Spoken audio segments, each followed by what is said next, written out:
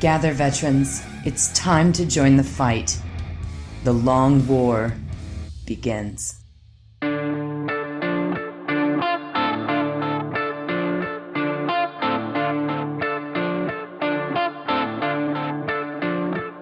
This is The Long War. I'm Rob Baer, and joining me once again are my partners in crime, Kenny Boucher, Mike Haspil, and Wyatt Turk.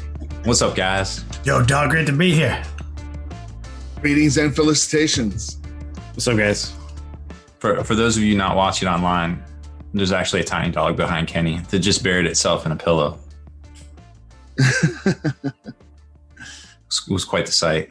I mean, I felt left out. You guys all have your cats. I got a cat now, so. I feel like our fans could play like a little version of Pokemon Snap during this podcast and see how many pictures they could take of like your dog or like my cats in the background, like who can get the best snaps. I'm with it. Cats are in my background. It's gonna be a huge repair bill. Yeah. Ooh, man, we just got done. Anyone listening to this podcast right now, we just got done doing our COVID recording. We did obviously the meat and potatoes first, and yeah, it's spicy. I think we're gonna call it the People Versus, and it's pretty good, man. I think it got pretty hype. We have about 450 people in chat cross-platform right now who are participating. Apologies to anyone in chat whose questions we didn't get to. It was a lot. Thank you for kicking it with us. Yeah, I was a lot more upset last week, but we've come down a bit. I'll say GW has a pretty good defense attorney in the second paper. It's gonna be great. Just hang in there. It'll be fun. Now we have it's big. We got a long segment, so I wouldn't mind accelerating the banter. And some people have already been asking in the chat. Do we have a would you rather for today? Of course we do. We actually have a user submission, a fan submission from our boy Silu here on Twitch. Would you rather use toilet paper for the rest of your life, but never actually get clean, or you have to clean yourself like a cat or a dog? Does the toilet paper part of it extend to kind of like, what if I just use like a washcloth? Nope. My pants. It's magical. So unless I clean myself like a dog or cat, it never gets clean. Not fully, yeah. Always a little itchy butthole, basically. Mm-hmm. Okay, now, as a cat, I currently don't have the ability to clean myself. Am I going to get magic infused with the flexibility necessary to clean myself? Or is I going to have to figure that shit out myself? Yes, but you can only use that magic flexibility to lick your own butthole. Fuck. See, I knew that was coming. Yeah, I'm going to go toilet paper. And I'll just wrap myself up like a mummy. Just tell people I have a condition. Just a poop smelling mummy. Yeah. And Kara Quinn said, just eat a lot of MREs. Done. Never have to poop again. I mean, that's that only works for so long. And then I think you'll just die. Yeah. True. You'll explode like that guy from Monty Python and Mr. Creosote. Is it The Life of Brian? Meaning of Life. Meaning of Life, yes. Someone in chat, good name, King Juggalo, was like, shit in the shower. Now I already thought about it. I know how this decision works. Anything I use to clean my beehole that's not my tongue is not going to work. Yeah. There's no gaming it. It's not going to work. So rude. This decision is rude. A follow-up question before I answer is, so like cats seem to like have no problem with it. Yeah. Like, am I going to be like very cat-like in that experience while I'm cleaning my butthole or my mouth? Am I going to be like, this isn't so bad? Or am I going to be exactly me and this is terrible the whole fucking time? Have you ever like asked your cat like if he like actually doesn't mind licking his At the rate in which I witness him licking his balls and butthole, I assume he likes it. Maybe it's just instincts and they just don't think about it. Okay, one last gamer. So let's say I get some poop on another part of my body. Am I still flexible enough to work it? No. Oh, in the instance that you have picked the cat. Yeah. Well, yeah, I mean, I'd say so. It's if it's purely to like clean your beehole, And Well, but like, what if adjacent poop gets a areas. little more adjacent than normal? Only if it's not on purpose. See where you're going with this. I'm not going to give it to you. Why would you even think that? Because I know. Yeah, exactly. I knew where he was going with that. Objection leading the witness. Yeah. Terrible. Wow. Terrible person.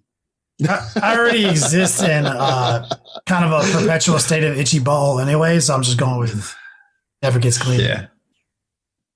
I can't trust that licking my butthole would be enjoyable because I can't trust a cat. So, Yeah. No. Talk to him. and Benny Duff is like, can my wife wipe for me? No. There is no situation where you can get around the magical situation. Okay, one last question. So me and Rob were roommates. I chose cat. He chose paper. Could we do it on each other? No. Okay. This is an instanced raid. Okay. Ugh. All right. Thank you. I think I would have to be the cat in this scenario. You're gonna go cat? Yeah. Fucking lizard man. Listen, because he doesn't. gonna, like, hang out It's on it. always he doesn't have a sense of smell or taste. I always fucking forget. He's never. Well, we working. already established, like in Rob's situation, if it requires taste or smell. But he you will said magically- you can't answer it because you don't know how a cat feels about it. That's true. I guess in this, yeah, It's because just like, Schrodinger's butthole. he's gambling. So I high risk, high reward. I get it, but he's gambling that cats like don't actually taste the poop. Or don't not enjoy it.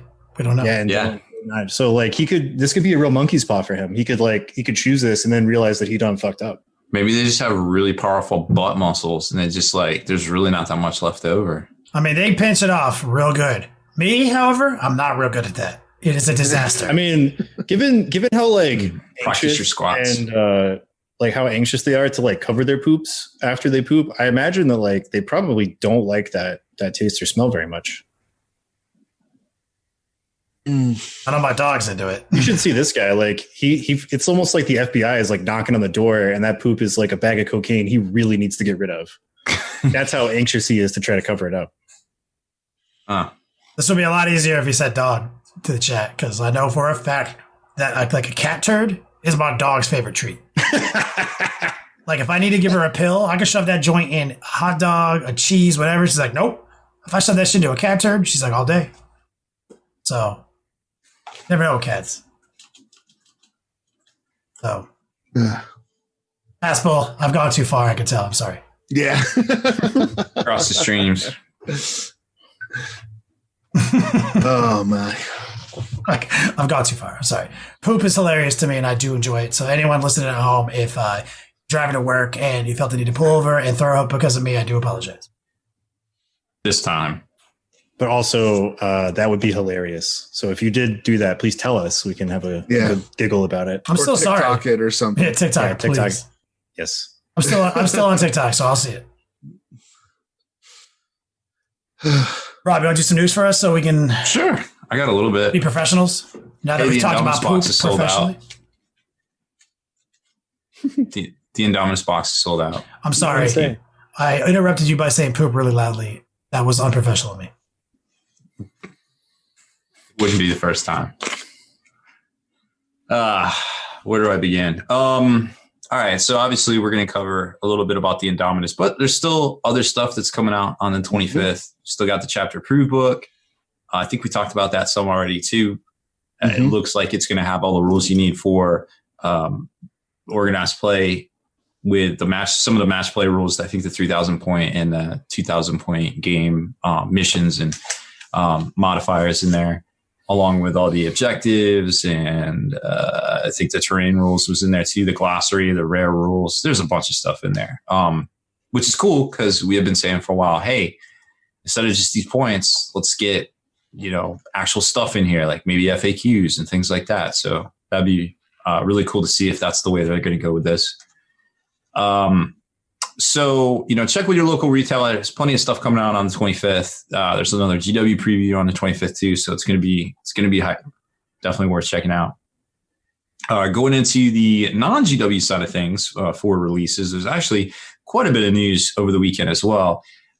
If you haven't heard already, Monument Hobbies and Creature Caster are going their separate ways. So I think today actually was the last day you could get Monument Hobbies products like the Pro Acryl paints, the bomb wicks, the bags, and the racks on Creature Caster's site. But there is a monumenthobbies.com, so you can still get all that stuff if you need it. It's up right now. You can actually order from it right now. And Creature Caster is still going to have all the Creature Caster stuff. They're just not going to be available on each other's website. It's basically it, so it's not really going to affect. You just have to go to two places if you wanted the stuff that you might have bought together on another website, I suppose. Also, on the Creature Caster side of things, the new Queen of Onslaught should be out at some point during this month, I imagine. We did a review unboxing on it already. Great looking miniature.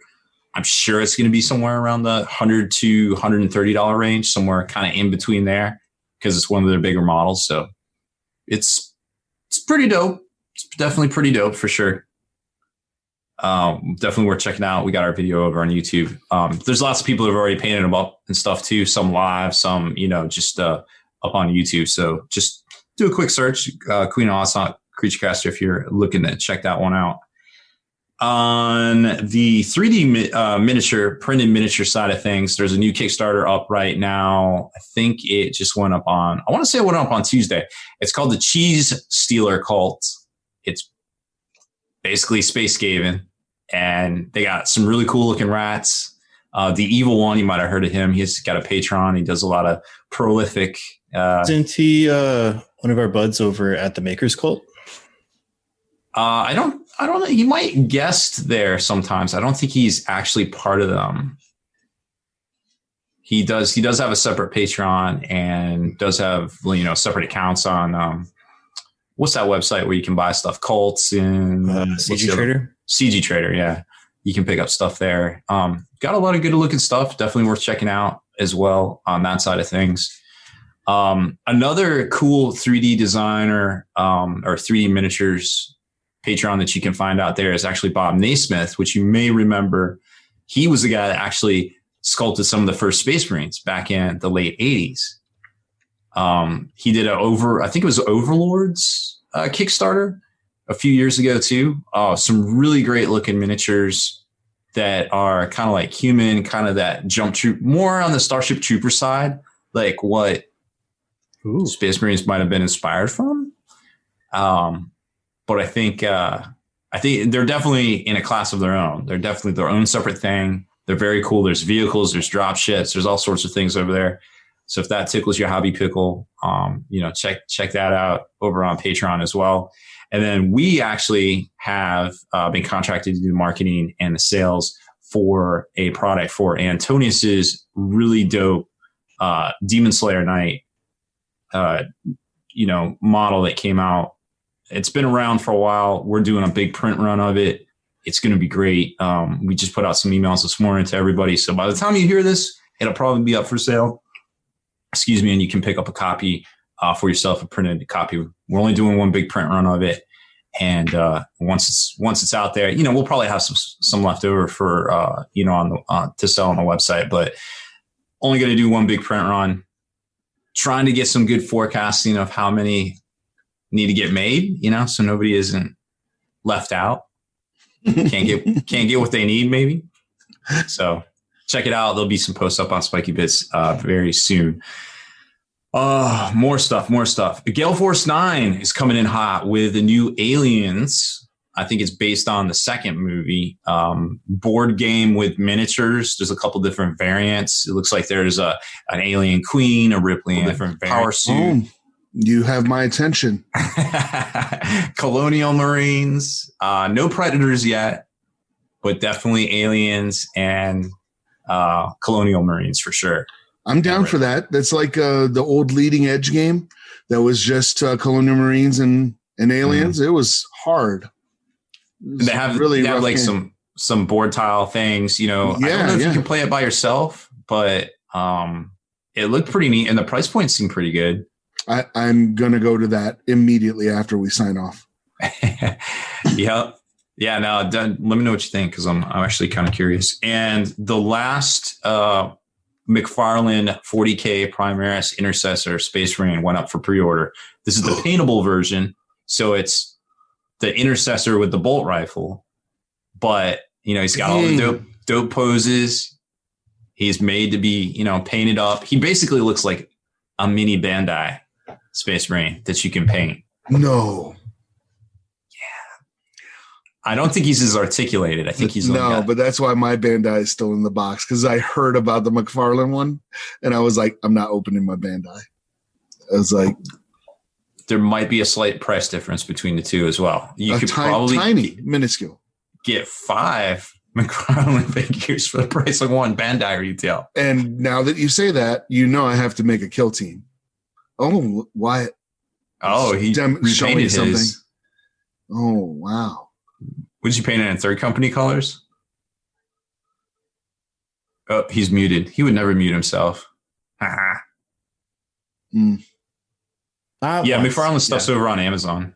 So yeah, fourth company for mine. Word to the wise for anybody who gets this or has this and want to paint it. The plastic is so smooth that most primers we're used to using will not stick to it. It'll beat up. Oh. You have to use a lacquer-based primer, like All-Clad, or you have to matte varnish the whole model before trying to paint it, or it will not work. So Wow. I had to paint on some. I didn't repaint the whole thing, just the shoulder pad trim, because I think the paint job for the Ultramarines is like fine the way it is. But I had to paint on some All-Clad primer before painting that green, because it just did not want to stick. And then I used ink washes to blackline all the deets, because they're not like picked out or anything. It's just flat colors for that stuff. If you're here, I'm going to put a link in chat. I think it goes out to all of them. It's an affiliate link for Amazon, but this is the link to the paintable. And I think it'll probably suggest to you like, hey, go buy the other one too. The one that's painted in the assault. And the Necron. And there's a Necron too. I have both pre-ordered. Yeah, I did all 3. And it looks like I think they come out on September 30th, and Amazon says it should be delivered. I think it's 2nd of October. Yeah, I think it's the 2nd of October. My order right now. Yeah, so they're straight up like on Prime, ready to roll. Yep, I got a kill team coming. Just ordered it. Yeah. How many did you order? Well, about 5 is good too. Oh, what if you painted them all different chapters? What if I did? Yeah, Deathwatch, man. That'd be pretty fast. Deathwatch kill team. I wonder. Oh man, you could probably print like 3D icons, like scale them up to go like. Yeah, you could just straight up print a whole new shoulder pad. Because I'm not do an icon if you get the bevel. I don't know. I imagine knowing McFarlane, he's probably going to do a lot more, just depending on how successful these are. Probably. What G-Dub wants, out of it. But speaking of emblems, for anybody who did get Indomitus and doesn't know, the models in this one are very, very similar to Dark Imperium, where for the Space Marines, the shoulder pads are not separate pieces. They are molded onto the arm or onto the shoulder. So if you want embossed emblems, you'll have to pick up just the emblems from Pop Goes the Monkey. Yeah. I know only our live viewers can see this, but they come on little sprues like this, and they are domed. So they'll just glue right onto the domed surface of your shoulder pad, all perfect, and get whatever you want. Even monkey resin icons. Yes. If you want a monkey resin. I mean, I think at this point, his stock is so, like, if you could think of it, he probably already has it. There's literally so much stuff over there. I find stuff I didn't even know existed because it's like hard to find sometimes. Speaking of that monkey resin, I got myself a box of monkey resin. I've been shipping out samples last 3 days.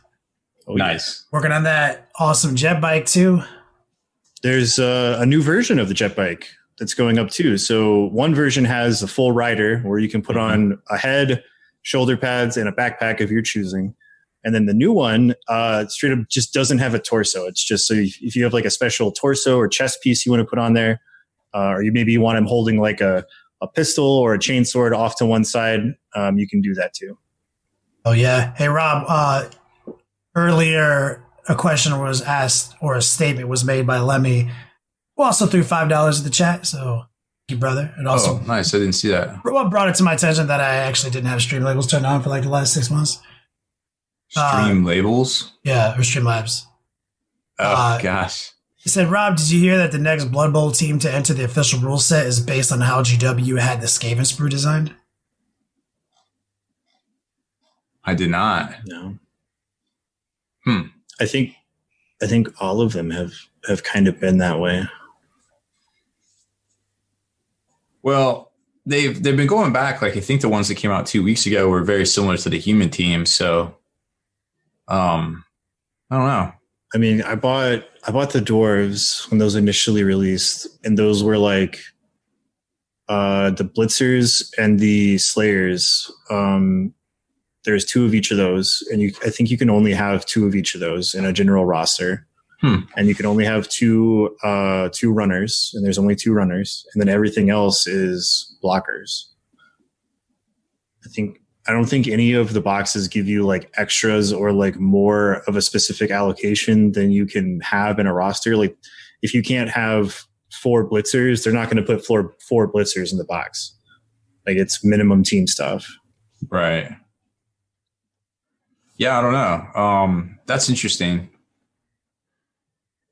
I don't know what's going on with Blood Bowl, but I do know I love the little gutter runners. I mean, I'm still gonna, even with all the cool stuff about 9th edition that I really like, Blood Bowl is still the best game they've ever made. Tightest rule set. There's probably a reason that came out first from Specialist, the studios. I would say because it was probably at the top of their list sales wise. We all know it wasn't Titanicus. Sadness. Damn, it's a self-burn, dog. Yeah, it was. It was self-burn. I mean, Titanicus is good. Don't get me wrong. I mean, it's too late. You said it sucks. It's no Blood Bowl. You said I've seen some crazy shit go down with Blood Bowl. Oh, hey, so Blood Bowl 2 on Humble Bundle right now for like $5-6. That's a steal, boys. That is an insanely good video game. And it plays exactly the same as the tabletop rule set, which is like, I think the only video game that they've ever produced or like done in production. Shadespire is exactly the same? Is exactly the same. Okay. I haven't played that one, but usually they're not the same as the tabletop. Blood Bowl 2 and the Blood Bowl video games are like my favorite fucking 40K game, like, or GW style game. Rob, as far as tabletop market is concerned, what about the virtual convention, the Wargames Con? Should we? Oh yeah, we definitely need to talk about that. So that's happening on the weekend of the 24th, 25th, and 26th. So next weekend, that'll be popping off. So you can go over to the Virtual Wargames Con Facebook page. We'll be doing a post on it soon on Spiky Bits if you need it and don't want to look it up. But that's going to be dope. It's basically 3 days of just cool stuff happening. There's like, there's a trading room. You can go in and trade miniatures. There's all sorts of like tutorials and, bat reps or, live battle reports and things happening. It's just kind of go in, see what's happening at the time you're in there and check it out. It's going to be dope. I think that's pretty fucking cool. And, just got to, keep kind of ramming it down the throat. Like, it's happening, guys. And then we don't want you to be like, oh shit, is that this weekend? Same thing with, definitely next weekend. We were just talking about Monkey Resin, and Monkey Resin, I've been telling people online, is like, it's getting ready to happen. So, like, I've been showing off a lot of these dope models on my Twitch page. We did that awesome, totally not an Iron Warriors Demon Prince. Doing this totally not a Primaris Jet Bike. Right now, I've got a few more I'm going to keep working on, but going to be able to finally buy these things. It's happening, and it's coming out with samples, too, to my whole base on Twitch. So get ready for that. Sometime next week, some bigger announcements will be made. Beyond belief.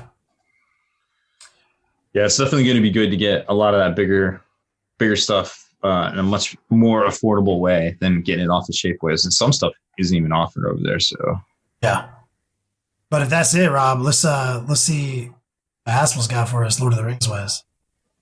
Before we get into that, did we talk about Frontline Gaming and their sale on their mats? No, is that still going on? I think that's still going on. They have like 25% off on one type of mat at least, and they do have the new sizes, the new size, or I should say, the 44 by 60. So if you're interested in that, I'm using gaffer's tape, but if you want to have the precise mat size, I love that you're using gaffer's tape. Yep. Yeah, I masked one of my tables off. You cut your fucking shit, you barbarian. No, I didn't. Oh, never mind. Sorry. We live in a hobby society. Haspil, would you buy the new mat if it was limited? No, but if GW put an Aquila on it, then it's mine. I'll probably buy 6. I don't know. I mean, 20% off though. I mean, you know what I'm saying? It's at that price, you might as well buy like 4 or 5. Got to spend money, save money. To save money. That's correct. Yeah. Science, bro. Still say spending $0 is saving money as opposed to spending dollars of any amount. Look, you are spoken crazy. Like a naive child who doesn't understand money at all. Craziness, madness. You don't even own a printer. You can't talk to me anymore. So that's true. I don't. This ridiculous. Well, no, I do. I do own a 3D printer. Oh yeah, you fucking zoomer. Yeah. God. Yesterday, he's like asking me questions about shipping, and I was like, "Look, all I gotta do is this, this, and this," and he's letting me talk, and he's like, "So, like, do I need a printer for any of this?" And I was like, "You fucking child, yes, you need a printer." Well, I didn't want to interrupt you and be rude, so that's why I was like, "Oh yeah, I'm gonna need a printer." But so some interesting pictures made it to our Facebook group recently. Haspil. Yeah, so I think it was Wyatt shared them, right? So yes. Wyatt sent these couple of pictures, and it was against it was about a scene that is actually my favorite scene in all of the Lord of the Rings, and it involves one of my favorite characters from the Lord of the Rings. And the scene is Éowyn versus the Witch King. But this was like some old heavy metal looking artwork. And Éowyn is wearing some very kind of ancient fantasy, very scantily clad fantasy armor, which of course Éowyn chainmail bikini. Yeah. Chainmail bikini type thing, except her entire like butt is exposed. That thickness was pretty awesome. So what's hilarious about that is that anybody who's read The Lord of the Rings knows that when Éowyn confronts the Witch King, nobody knows that it's Éowyn. They think it's Durnhelm, a teenage boy guy who basically is tagged along with the Rohirrim. Yeah. So she looks like Red Sonja. Somebody just put that she looks like Red Sonja in this artwork. And the hilarious thing about it is that if you just take it as at face value that everyone still thinks it's Durnhelm, that means that all the Rohirrim are wearing that armor. Yeah. So that she could pass as undercover. It's canon. I'm taking it.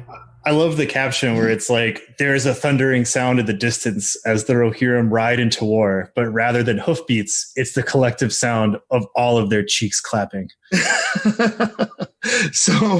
So I looked at this artwork, and that is my favorite scene. I have paintings of it in my house. I know the entire scene by heart. It's unbelievable, right? So I see this and I go, I have never seen this artwork ever, like ever. So I look at it and I go, it looks like something by Julie Bell or Boris Vallejo or Frank Frazetta. So I start down that path, and I find out that Frank Frazetta had actually illustrated a limited edition of The Lord of the Rings that they made like maybe a 100 or 1,000 copies of. And I'm noticing that limited edition is the theme. So when did you buy it and how much did you pay? No, I didn't. How many copies did you get? I did not buy it, but I went through and there was a website that had a lot of the artwork from the book that Frank Frazetta did. And one of the most hilarious, I mean, I laughed about this for a long time, is as I'm scrolling through, he's got the pictures of Gandalf and the Hobbit and everything. And sure enough, there's the exact pictures of Éowyn against the Witch King that Wyatt had posted. And then there was a picture of an orc army. And sure enough, they're just like ass naked. Out. Like, You know, they're straight up naked, like just walking around, not even a loincloth. Like it was just, I mean, the dick is covered, kind of like almost like, you know, penis gourd level. I'm just saying, like, if I was an orc and my glutes looked as good as these guys in this video, I would not wear pants in a battle. No, you wouldn't wear pants. That's a power move right there. It is. And if you saw that across the battlefield, be like, I'm not fighting these guys. And it like obviously supports the theory that if this is canon and this was signed off on, the Rohirrim is dressed similarly. Yes. Yeah. So they were indeed all wearing that. And also, they thought that Eowyn was a teenage man. So that means that with that dump truck ass she has, that the Rohan people have got like some glorious booties. Badonks. Yeah. You know, I didn't even think of that. Like, that's a teenage boy's butt? God damn. I don't even want to know what a full-grown man Rohirrim looks like. Like, I don't even know what a butt is. Well, yeah, it's because he's a lizard and has no booty. No, he sits on his haunches. No. But yeah, it was amusing. It was quite funny. So that is amazing, and I know that you're a big fan of Lord of the Rings, and I hope you saw that I said Rohirrim this time, and I didn't troll you. Yes. Yeah. I respect you. I went kind of hard earlier in the show with poop jokes, and I want to let you know that I know what the Rohirrim is. You know, they're the horse lords. They're badasses. I know that Carl Urban is their leader. That's right. Judge Dredd himself. Yeah. So, like, I respect it. It's dope. Me and Wyatt would probably want to talk just really briefly on the points drop. Because we do have a really big ass fucking meat potato section, but I want to catch you guys up real quick on my garden, my window garden. Remember a couple weeks ago I told you that I'm a boomer now and I have a window garden and I watch hummingbirds and shit. Yeah, and I've had battles with squirrels and I've got a TikTok video about the squirrel's dick. Yeah, you paint your Napoleonic 15 millimeter models in front of that garden. So now I have a baby praying mantis. I showed Wyatt the video that lives in my garden that I'm now raising and training and feeding to fight the black widows that also live above my overhang. There's like these two nests that are like in there, straight up black widows. Like they got the markings and everything. And it's not my first encounter with them out here. They live up there. They don't fuck with me, but I'm kind of not upset. I'm not happy with them. But now I have a baby praying mantis chilling in my window garden. He's adorable and he's fucking like the size of your pinky nail. I got a video of him. I'll post it on TikTok. I'll train that motherfucker. Apparently they have like 9 months. So I've got 9 months to get this guy battle ready to fucking obliterate these fucking black widows. I will keep you guys updated. I think they got the numbers on them. Oh, have you seen fucking praying mantises? They're fucking... Yeah.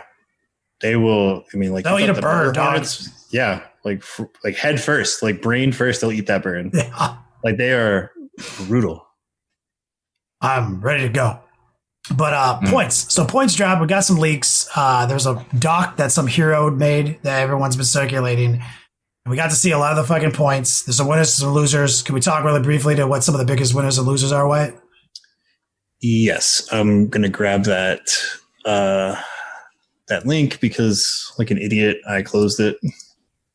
Okay. So here's the link. I'm putting it in all of the chats. So if you don't have this, now you have it. There you go. So some of the bigger winners are also some of the factions that have been speculated to be sitting pretty good going into 9th edition. Like Custodes is probably just like straight up points is probably the biggest winner out of everybody. Oh, how the turntables. Yeah. A lot of people out there who have been playing diehard Custodes really, really liking the points values. I think it's like maybe a across the board like 50 point increase for some 2,000 point lists. I'm just happy we got strats that don't suck. Yeah, they've been doing real good. Some of the other ones, I mean, like Space Marines looking okay. Chaos Space Marines looking okay. Death Guard are one of the winners. They're just not like the biggest winners. Like we did get some stuff that kind of hurts, but in the grand scheme of things, like it doesn't really hurt as bad as like some other people got it. Always worth mentioning because obviously you and me have been getting high to Death Guard this 9th edition process, so it was actually pretty cool. And I think the only thing that I got irritated with was Rhinos, but like Mortarion didn't go up nearly as much as I thought he would. Plague Marines went up less than I thought they would. So like, there's a lot. It's not bad. It's not bad. So yeah, some factions got it way worse than others. Like, Dark Eldar. Yeah, Dark Eldar got hit pretty hard. We were looking at Rax went up really high. Grotesque went up 10 points with their loadout. Like Rax are one of the better ones for Prophets of Flesh. Like they didn't get hit as bad. Grotesque did go up like 10 points a model. Like they were already pretty expensive and going to like 45 points per model. I mean, I would disagree with you. I thought they were I thought they were wildly underpointed, and I love them. I thought they're like. But it hurts when you have like a list set up, right, going into the new edition, and it's like it doesn't work. Like Eldar got hit, right? In general. Let's see some of the other ones. Thousand Suns, as far as points, are one of the bigger winners, but competitively speaking, like pure Thousand Suns have not done historically great. Imperial Knights are a big winner. And Chaos Knights are less so, kind of middle of the road on them. Harlequins, just like mono Harlequins, like just their unit entries, like they're big winners. And then kind of going down from there, like Death Guard, Sisters of Battle, Space Marines, Grey Knights, and Necrons are kind of like definitely in like the winners circle, but they're not like in the top. Yeah, no, I was very happy seeing the points from the Grey Knights. I was like, I totally can live with them. Paladins took a hit, but they were undercosted for what they could do now. Yeah. So I'm really happy with that. And I'm just going to say I might have to dig out a lot of Venerable Dreadnoughts. I'm not saying they're going to be really icy, but they might be really good. Let's see. Like middle of the pack is like Chaos Knights, Chaos Space Marines, Chaos Demons, Dark Angels, IG, Blood Angels, Mechanicus, Deathwatch, Space Wolves, and Tau, like kind of middle of the road. And then like the big losers, like we mentioned, is Dark Eldar, Drukhari, Orcs, and Genestealer cults. Like everyone press F in chat for Orcs and Genestealer cult and Tyranids. Why would they? Yeah. Almost like they don't want a bunch of guys on the table anymore. Yeah, almost like they want it to look more like a battlefield in the future. Yeah, and somebody play the coffin dance music for our boy, the Chaplain Dreadnought. Saw that coming, right? Legend. Rest in pepperonis, my friend. He is legends. Goodbye, sweet prince. Oh man. Oh, that's good. You know what is so hype about all this is that back to scheming. I'm not scheming on my battle scribe or anything because the points aren't in it, but like looking at this doc and cross-referencing.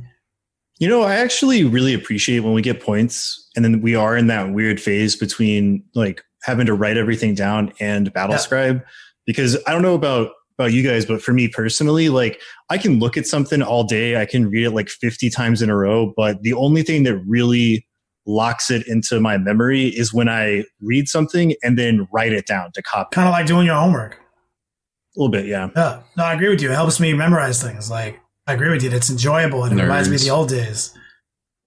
Fucker, you have a tablet that's just for drawing and writing things. Like you bought a fucking tablet that you write on. What's so long as the paper? So what? You got one of those Remarkables? Yeah. Serves no other function but then to write on. That's actually pretty dope. I need to talk to you about that. Yeah. I just like write on it. I'm writing on the internet, dog. I don't mean I pulled out a piece of paper. Well, what's cool is you can write with your handwriting and then you just say set the text and poof. It sets it to text. Well, Definitely need to talk to you about that, Rob. Haspil for obviously real. needs that. For real. I was looking for somebody who had one so I could I just have the talk to them. I just have the Microsoft Surface. It's just like the built-in shit. What about that other one you bought back in the day? God, we bought one for the battle reports. Like the boogie board? Man, I don't fucking know. I don't know what I'm talking about. But look, we're going into 9th edition. This is happening. And a lot of people online are happy. Some people are sad. Me and Wyatt talked earlier today on the tactics discussion. Not really class. We don't fucking know what we're talking about anymore. There's no edition. We're in between. But We're scheming. This is, if you're new and you jumped in on 6th, 7th, and now then 8th, and you were hype, and now we're going to 9th. This is part of the hobby, man. Like, it's changing. The game is going to change. We don't know what it's going to change to yet. So go into it with an open mind would be my suggestion. Don't cling to the past too much. It is a recipe for heartache and frustration in this hobby. I've told this story, and I'm not going to go into the story, but I've said it here on this podcast. We've done this for like 5-6 years. I've mentioned before, and I mentioned to Wyatt earlier today, what happened to me going from 3rd to 4th edition and how I made like a year of unenjoyment occur because I was clinging to 3rd so hard. And I made a personal vow that would never be my shit again and always embrace the change. And it has been great. It is from 5th to 6th to 7th to 8th edition has been fucking amazing. I'm going into 8th and 9th exactly the same way. Embrace the change. What once was is no longer, and I'm taking this opportunity to come into it with some new, fresh ideas and reinvigorate myself.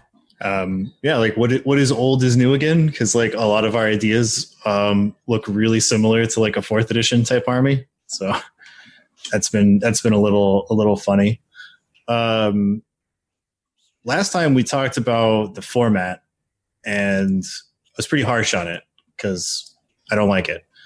I do like a lot of the core rules in 9th edition. I'm really happy with like the skeleton of the game. I just played a lot of games so far. Like I think I'm up to like 15 games now. Just pure like objective playtesting type games. I'm still not a huge fan of the match play stuff, but there is good news. Earlier today, Reese over at Frontline did come out and say that the ITC will not be using the match play stuff in the core book. They are going to be using the GT book, and that he just wasn't allowed to say that until very recently. And that the new GT book is kind of a compromise between the ITC and this newer format. So I'm optimistic about what that book contains moving forward. I'm sure that like it's going to hit the internet like any day now because people already have them, and like all the points have been leaked, and like NDAs are out the window. So like I'm sure that people are already like filming YouTube videos and all that, getting ready to release them any day now. But yeah, like as far as points go, like that's all the information we have. Like a lot of people have been asking like, oh, are these people going to be good? Are these people going to be good? Like we don't know. We're going to have to wait and see. All we really know is like percentages of points increases per unit for each faction. And some people got hit harder than others. It was on average in that 20-25% window. Yeah. But remember back in the day when we only knew two points, we knew the cultists and we knew the intercessor. And so our sampling was very small, right? Yeah. 50% and 20%, right? Or like 19%. So the average across the board is absolutely in that 20-25% window. But where it falls, you can't control. And some of the places it falls and it's outside of that are right on things you fucking want. So for certain factions, that made you a loser. Rip Centurions, like GG boys. But for people for people like me and Wyatt were looking at Death Guard for the first time in a long time, and we were planning on doing things that weren't necessarily already in the list, like from the past, like Rhinos, Plague Marines and Rhinos, a couple different characters you normally don't take. The only real holdover was like Plague Burst Crawlers. So they went up by 30 points. So that was a 30% jump. So that was on the high side, but things like Plague Marines went up less than 20%, right? So like it definitely worked itself out to where like the lists I was building with the 25% cushion worked pretty well. So even though I got hit by a couple higher numbers there. So like there are winners or losers but it's still roughly 20-25%. Be creative with the way the game is going to be played. Think outside the box, take the opportunity to go hard. Yeah, like if you look at this spreadsheet, you can kind of see the percentage change of points, and like some stuff you'll be like, holy shit, this thing went up 150%. That's because a heavy stubber went from 2 points to 5 points, right? Not a really big deal. So if we look at unit entries, like Death Guard is one of the like kind of moderate winners because most of their stuff stayed below 20%, and only like a couple of units went and got really big. So, you know, like one of the biggest ones is like Chaos Cultists going from 4 points to 6 points, right? So that's just not a huge like point increase, but like percentage wise, it's really big. Really the only thing that got hit super hard for Death Guard is the Death Shroud Terminators. They went up from 25 to 32. But their weapon went down. Their weapon did go down. And then like, other than that, I'm like, you know, Plagueburst Crawler, 30 points, like, you know, still super solid, still very usable, like not really much of a big deal. I mean, like, honestly, I think Death Shroud Terminators is like just a little over 20%. But Turret only went up like 5%. Like Plague Marines went up like 18%, right? Like, but Plague Fellows went up 30%. You know what I'm saying? So like it all kind of averaged out. Where does it fall? If it falls in the place that you were playing, kind of get fucked. You know what I mean? Yeah. So, yeah. And then there's, I don't know if anybody's done like a Google Doc write-up because this one does not contain Forge World units. But there is videos out there of people like going over the Forge World points. So like, sorry if you have a bunch of Leviathan Dreadnoughts, like. Yeah, those definitely went up. Hopefully they're good. The Chaos Deredeo got kind of fucked. The Chaos Leviathan, which was vastly the inferior version, got like really fucked. It's like over 400 points now. And then like the Loyalist version, which is the way better one, is like 350 with the Storm Cannon arrays. So I'm like, that's a little weird. But yeah, it's still quite a bit more expensive than they were. Mm. yeah, like KR Quinn, the oldest man in internet chat, he mentioned earlier today, like he said it right now, his list went up 4%. Custodians are such a huge winner. I think he said it was like 46 points more. Like it's yeah. They got a lot of new spicy rules. It's fucking pretty intense, but most people have already gone crazy on this spreadsheet. Through the link in chat, told you some of our thoughts. We have a pretty big segment we're about to do in regards to the Indomitus box. Stay tuned. Maybe get up, stretch your legs, then come back, and it's gonna get good. Rob, what happened? I need to preface this story though. Please, I'll allow it. Okay. That's all I wanted to do. So as a former retailer and working for one of the biggest distributors of Games Workshop products in America at some point for a number of years, I've seen things. I've been literally witness to a number of things. One of the things that has happened to both me and I've been a witness to is some release will come out, whatever, from Games Workshop. And they'll be like, look, guys, you're allocated to this number. All right, cool. I want that number. All right, cool. Comes in, everything's good. And then there's like a weird weekend. Like it's a holiday weekend, or it's an in-between payday weekend, or it's a Valentine's Day, like whatever. I don't even remember at this point. But then, you know, the stuff sells well. It does well. It's a good product. It's going to do well. And it's got leg room. So on Monday morning, Trade Sales calls up and it's like, this is Games Workshop Trade Sales. And they're like, hey, you know how we said you can only have this many of that product? Well, we found some in the warehouse. Like, what do you mean you found some in the warehouse? We found some in the warehouse. All right, cool. Yeah, give me another 10, whatever. Right? But when I was at my distributor, it might have been another like 50. Who knows? Right? So fast forward to today, or to what happened last week. Monday morning. By the way, I've talked to a lot of retailers. A lot of retailers, big and small, all over the country. I'm going to need to Different provide the countries, court whatever. with a number. How many retailers? I don't have an exact number because I didn't count. More than one. Less than More 1,000? than one, less than 20. Got it. In different countries, as a matter of fact. Some in Canada land. How many countries? 2. So everybody says the same thing on Monday morning. You know, we talk, they're like asking me questions about product. Like, what do you think? What do you think about this? What do you think about that? Okay, here's what I think. Here's what I do. Blah, blah, blah. And they're like, okay, well, GW hit me up. Here's their deal. They got a 45 deal. They got a 90 deal, and they got a more than 90 deal. I'm gonna take this. So like, okay, that's a pretty good deal. You want the stand up, you want the free store copies. All right. And Rob, those are the number. That's back to earlier in your conversation. Like, they're authorized maximums. Right. They had these like, I don't know what you would call them, bundles or like packages, like pre-order packages. I think the ones I heard about were the larger ones, but then when I talked to some of the smaller retailers, there was like an 18 and like a 30. And then there was a 45 and a 90. And just after 90, they didn't care. They were just like, if you really want more than that, you can have it, whatever. So to gain access to these tiers is directly tied into like your sales or like how big you are. Yeah.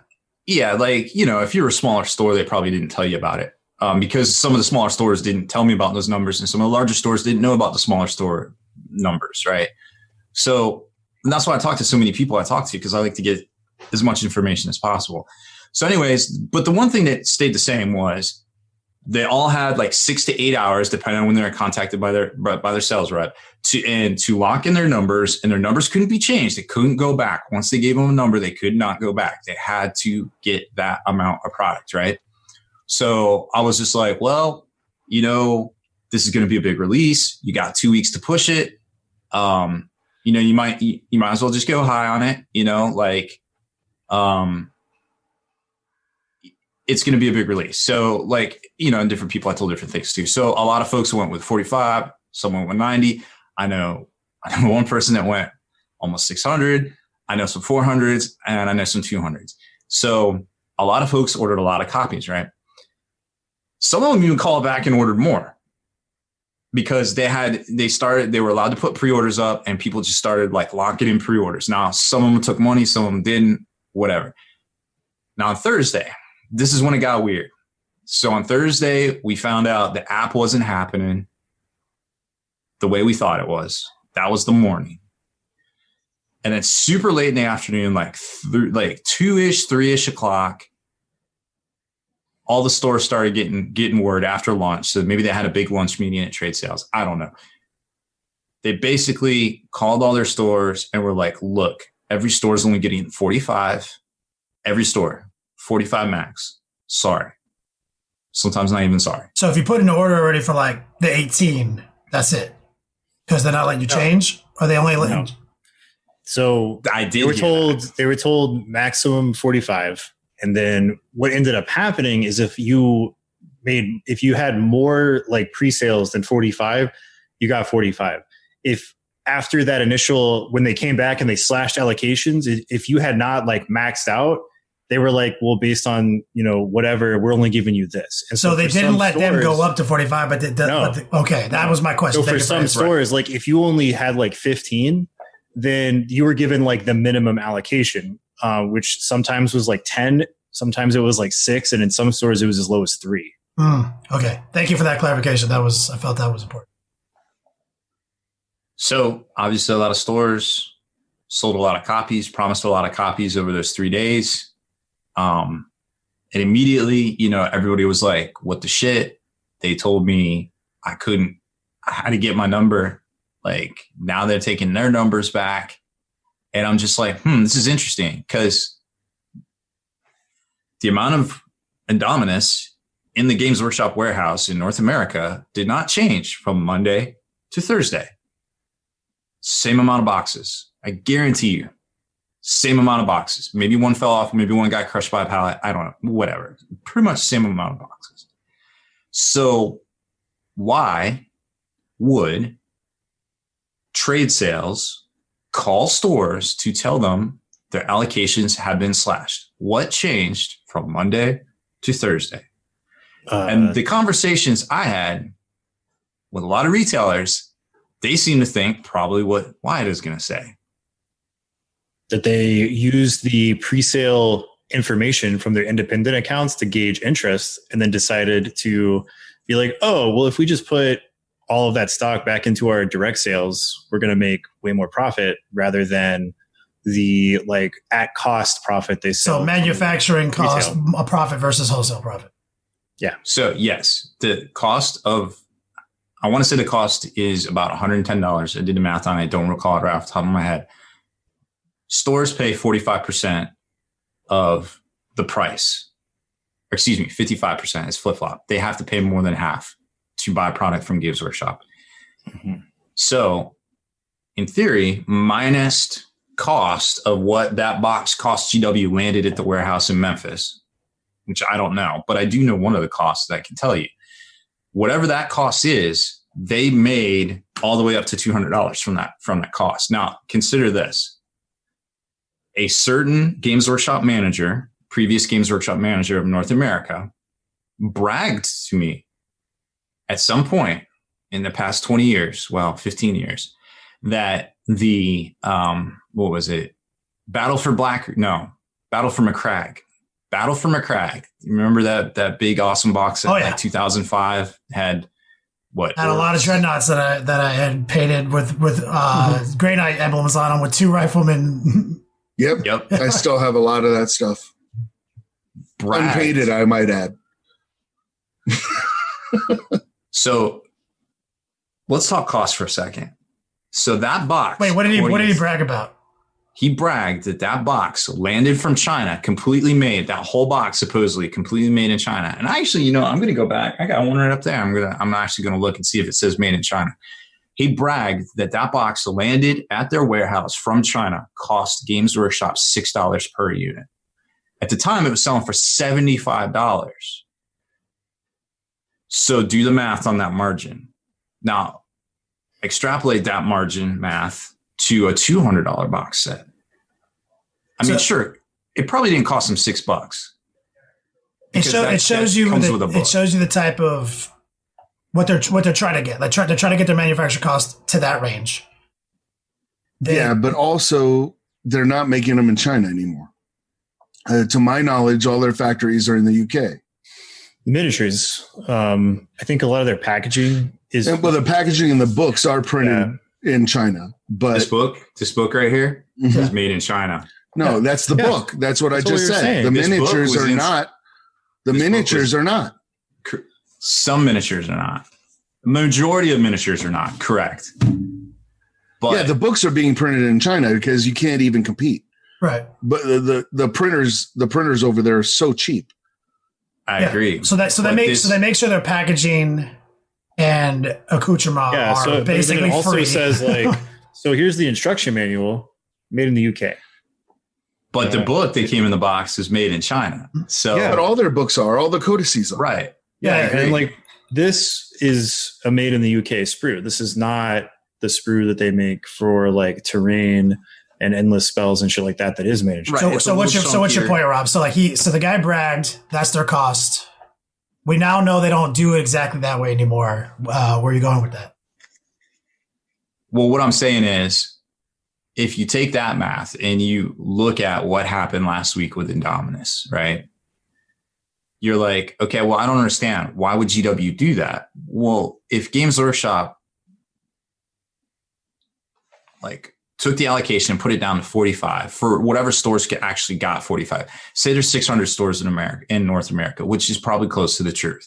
Say half of them got their maximum allocation cut down to 45 and everybody else got like 15 or whatever, right? So literally you just took your maximum pool of available product and just cut it in half. And then that half, you just right off the bat, because you lost 45% selling that product to those stores. Whereas if that product sells on the GW web store, it sells for 45% more. Yeah, which basic math, right? So it's more like not losing money. See, that's where it's leaving money on the table. So like GW, so like by selling to the retailers, they're not like losing money. They're leaving money on the table to basically reinforce the frontline hobby stores. Yeah. They chose to put that money back on the table to retain it. And they chose to use the frontline hobby stores that are like like people like us, the 4 people in this podcast in this room. It seems to me they took the things that we value the most, kind of used them to pull the numbers in order to make that decision. And that big lunch meeting that you mentioned earlier was that decision. It's possible. I don't know. I mean, obviously, there's no actual physical. I mean, proof, right. So, like in a vacuum, their business, their primary thing is to stay in business.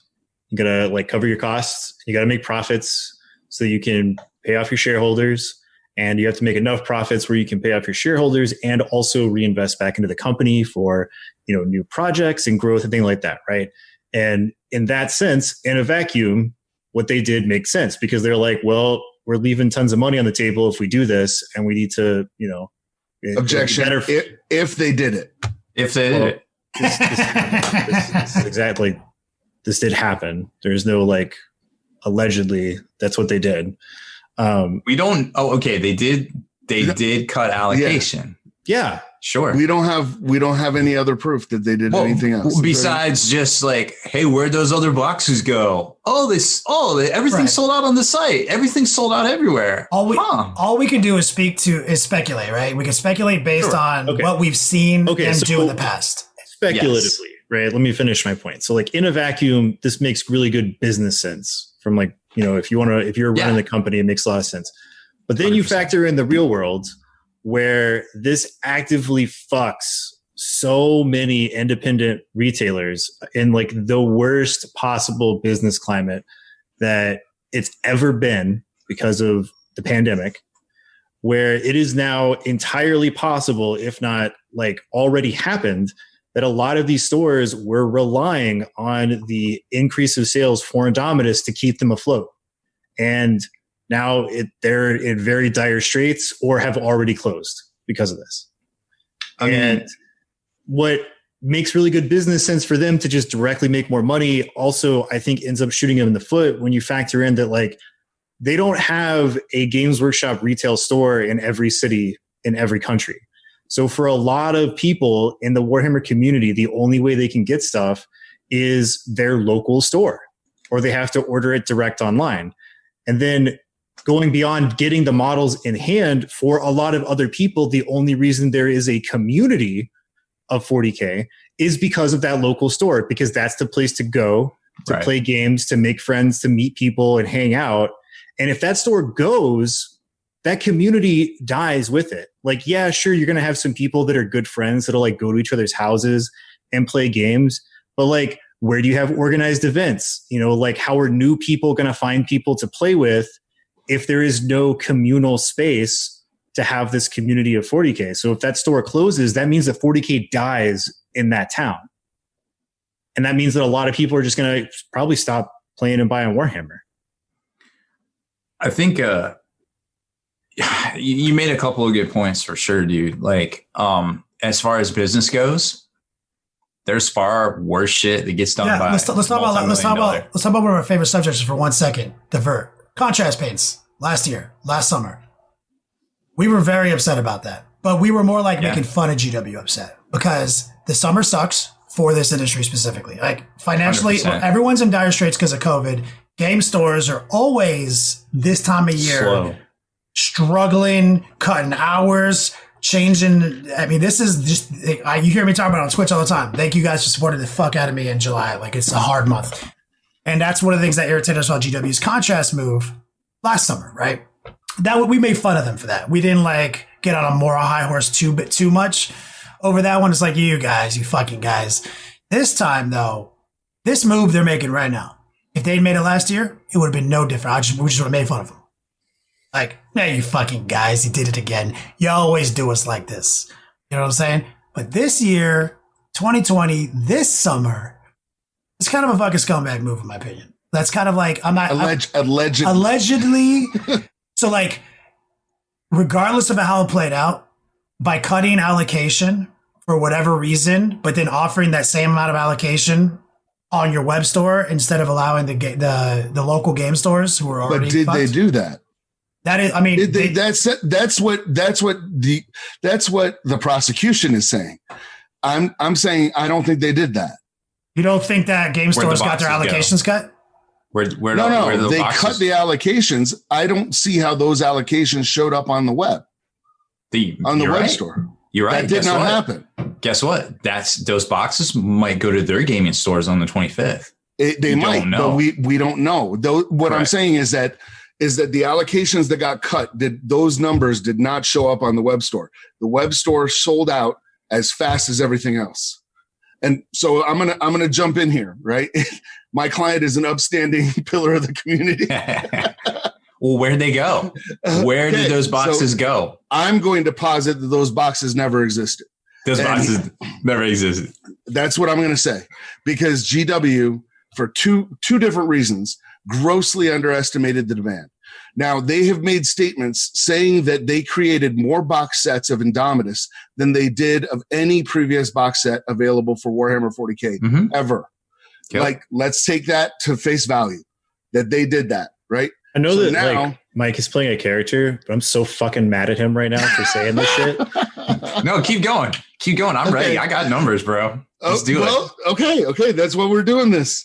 So they did that. They said that they did this many boxes, right? So, here's a possibility. So COVID happens, right? That decreases their manufacturing, delays everything, shuts everything down. These hit the port before COVID. Before the COVID shut down. Write your points down, prosecutor. So wait your time.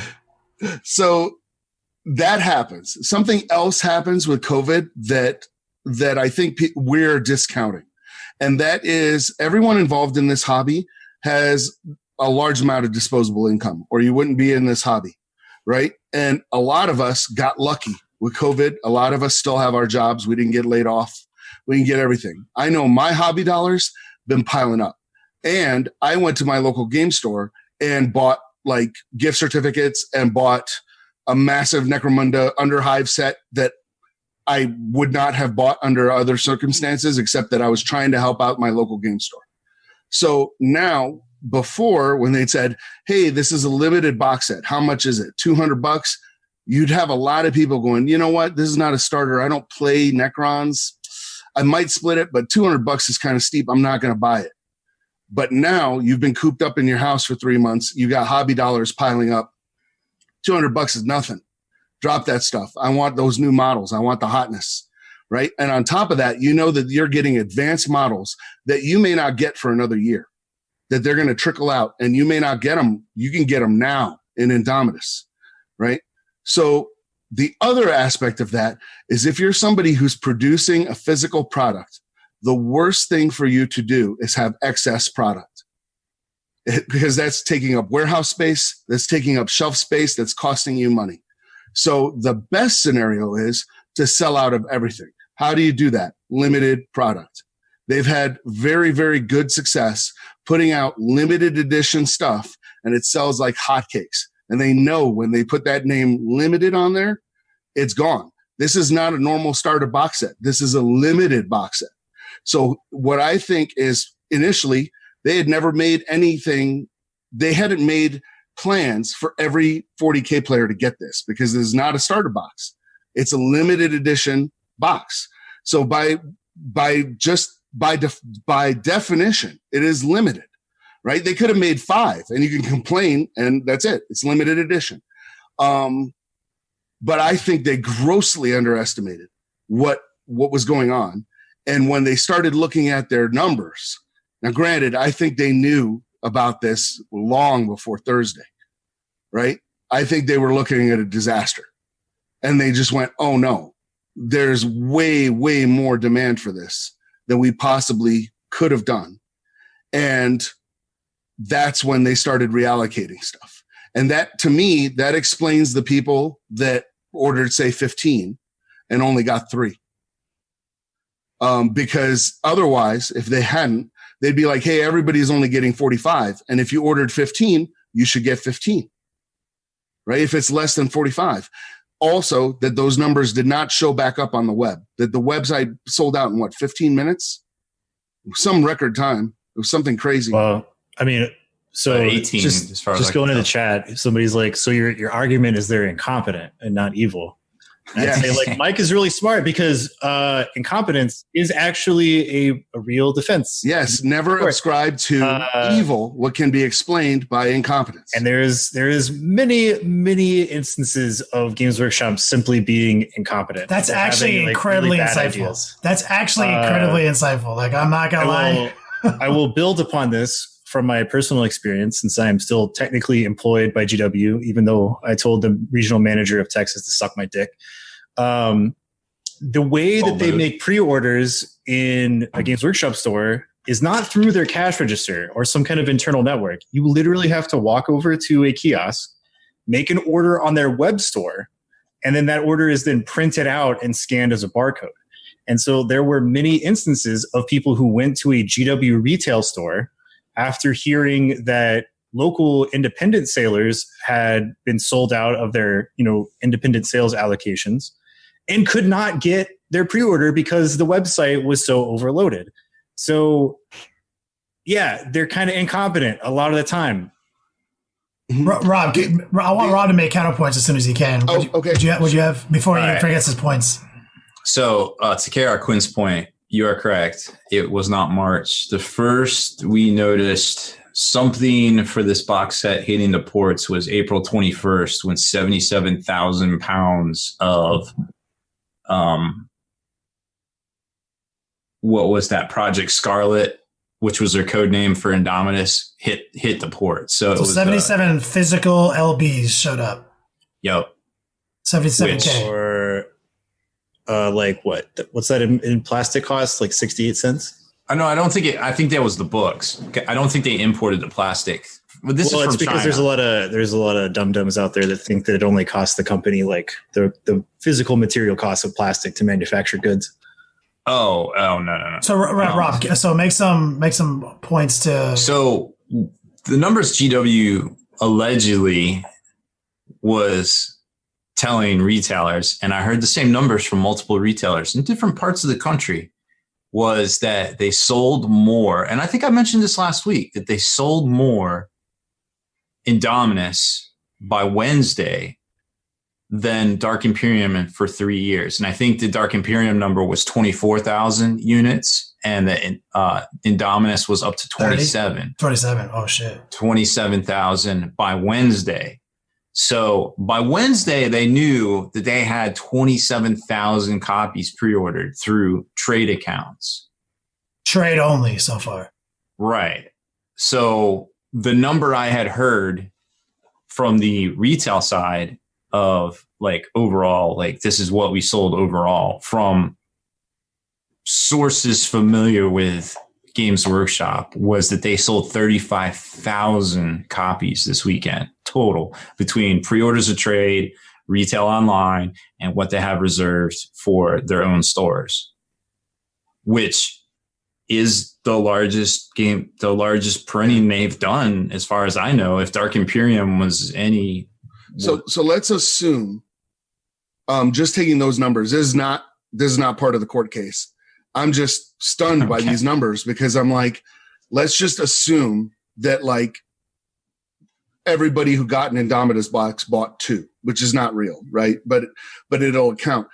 That's a lot more people playing Warhammer 40K than I thought, especially with an army like Necrons in that box, because there aren't that many Necron players. Well, let's also think about like even people who don't play existing armies in starter boxes. They're like, these are the bleeding edge, hot new models.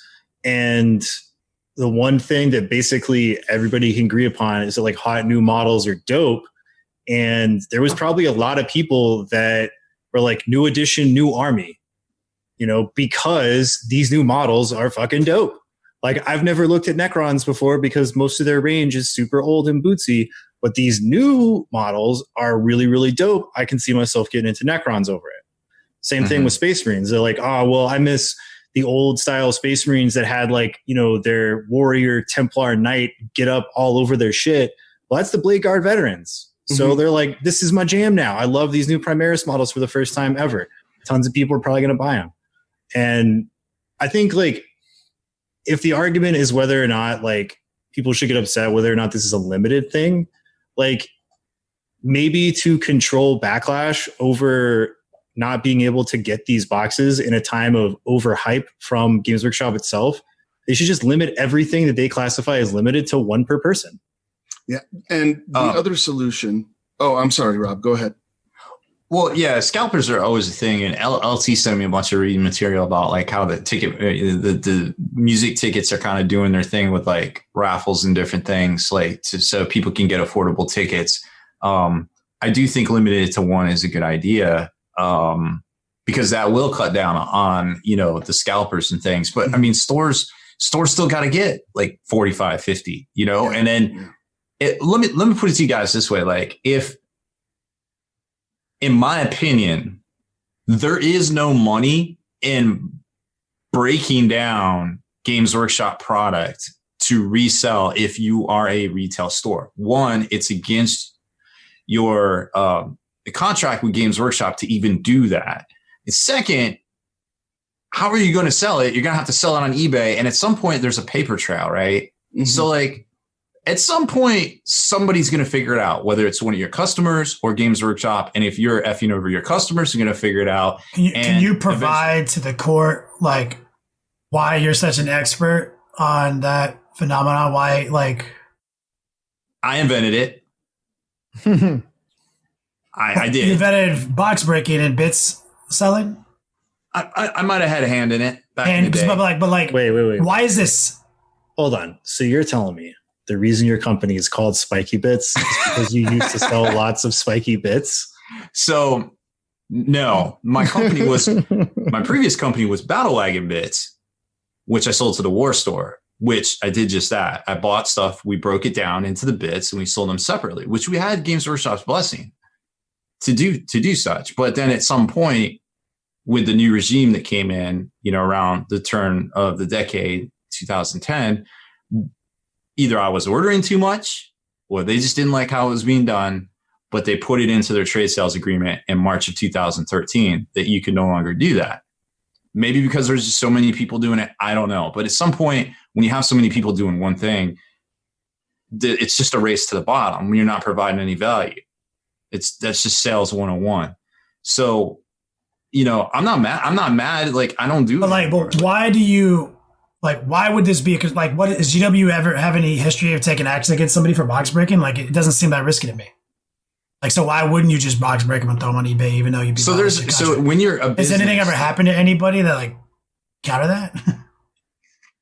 I mean, there's a fine line when you're a business, what you can and can't do. It's just like cutting somebody's hours that works for you just to get them to quit. Like, there's ways to F with people to get what you want. And there's ways to be overtly, like, direct, which may or may not break the law in some cases, depending on locales or countries, whatever.